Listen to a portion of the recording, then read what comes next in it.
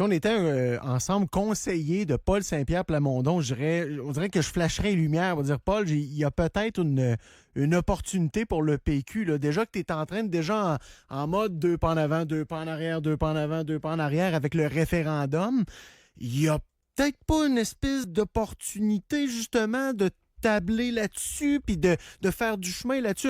Premièrement, il y a un conflit avec Ottawa, c'est un peu comme le pain puis le beurre des péquistes, mais on sait que les péquistes s'intéressaient justement au référendum albertain, puis les Albertains, eux autres, vont poser la question par rapport, entre autres, à l'immigration. Est-ce qu'il n'y aurait pas une piste, justement, pertinente à adopter pour les péquistes? Ben absolument, c'est ce que je pense aussi parce que justement on le voit là, je veux dire, tout le monde devrait le savoir, mais les Québécois ne veulent pas d'un troisième référendum sur l'indépendance. Puis là, je dis ça à mes amis souverainistes, là, regardez la réalité en face. En ce moment, le oui est à 29%. Les derniers chiffres, c'est un creux historique. Et les Québécois donc ne veulent pas d'un troisième référendum. Et en cas, malheureusement pour les souverainistes, en cas de troisième référendum, ils vont voter non. OK? Mm-hmm. Donc, à un moment donné, il faut ouvrir les yeux puis se dire, ne serait-ce qu'il y a une différence entre l'indépendance puis le référendum. Si vous tenez un référendum puis vous le perdez, vous faites reculer la nation puis vous déprimez les nationalistes pendant une génération, ça fait pas avancer qui que ce soit. Ah, et même si tu le gagnes, même s'il y a le Saint-Esprit qui fait que tu le gagnes, là, intervention divine, c'est même pas dit qu'ils vont le reconnaître anyway. Oui, ça c'est l'autre question, mais à la limite, ça c'est même secondaire, mais que, tu sais, parce que la réalité, c'est si on le tient, le référendum demain matin, là, ou dans l'univers, dans l'avenir proche, il va être perdu. Le non va être massivement gagnant. Donc, qu'est-ce que le PQ peut faire pour essayer de peut-être de changer un peu de direction, parce que s'ils s'entêtent dans avec leur troisième référendum perdant, ils sont probablement même pas élus là, aux prochaines élections. On a vu qu'ils commençaient déjà à baisser dans les sondages, puis c'est le PLQ de Charles Milliard qui en bénéficie. Donc, qu'est-ce qu'ils peuvent faire? Évidemment, ils peuvent, moi c'est ce que je leur proposerais, ce serait de s'inspirer de Danielle Smith. Parce que Danielle Smith, jusqu'à récemment, envisageait de tenir un référendum sur l'indépendance de l'Alberta. Et évidemment, intelligemment, elle a réalisé que, évidemment, comme au Québec, ce référendum-là aurait été perdu parce qu'il y a quand même une majorité d'Albertains qui, pour l'instant, en tout cas, veulent rester dans le Canada. Donc, elle s'est dit, on va tenir une sorte de référendum sectoriel sur l'immigration. Donc, c'est un référendum avec plusieurs questions. Entre autres, il est question, évidemment, de pouvoir en immigration, donc de négocier avec Ottawa pour donner plus de pouvoir à l'Alberta en immigration. Et il y a aussi des questions spécifiquement, des points qui sont plus critiques de l'immigration en elle-même, c'est-à-dire, par exemple, limiter justement les services publics ou prioriser l'accès aux services publics pour les citoyens ou les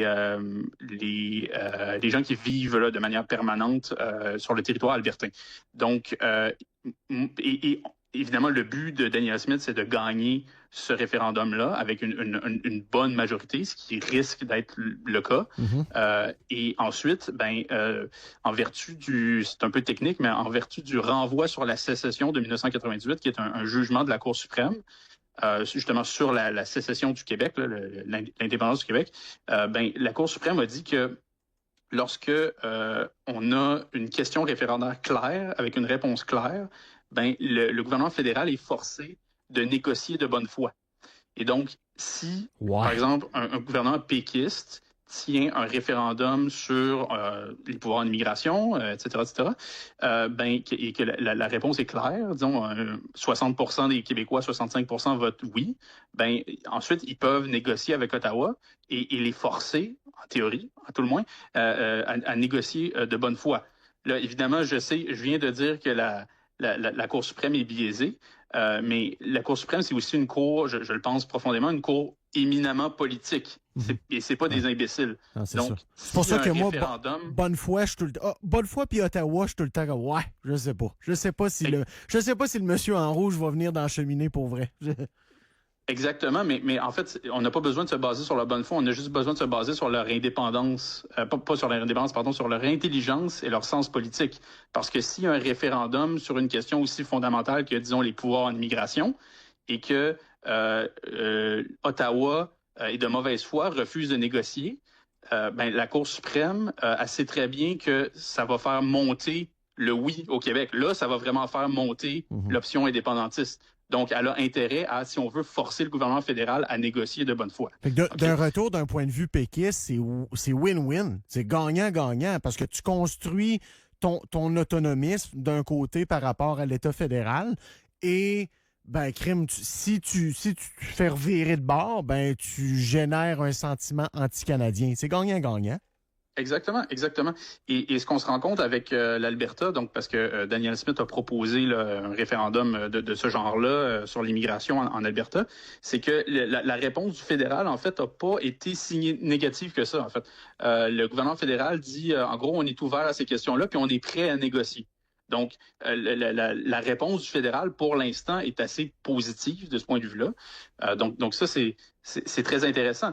Puis, si un référendum, disons, en théorie, si un référendum en Alberta sur la question de l'immigration ou des pouvoirs en immigration spécifiquement qui est gagné, et il y a un référendum au Québec avec un tel référendum qui est également gagné, là, on aurait une situation où à la fois le Québec et l'Alberta et potentiellement d'autres provinces comme la Saskatchewan pourraient s'allier pour demander ou pour exiger plus de pouvoir en immigration du fédéral. Donc là, ça crée vraiment un rapport de force positif pour le Québec, contrairement au troisième référendum perdant qui nous humilierait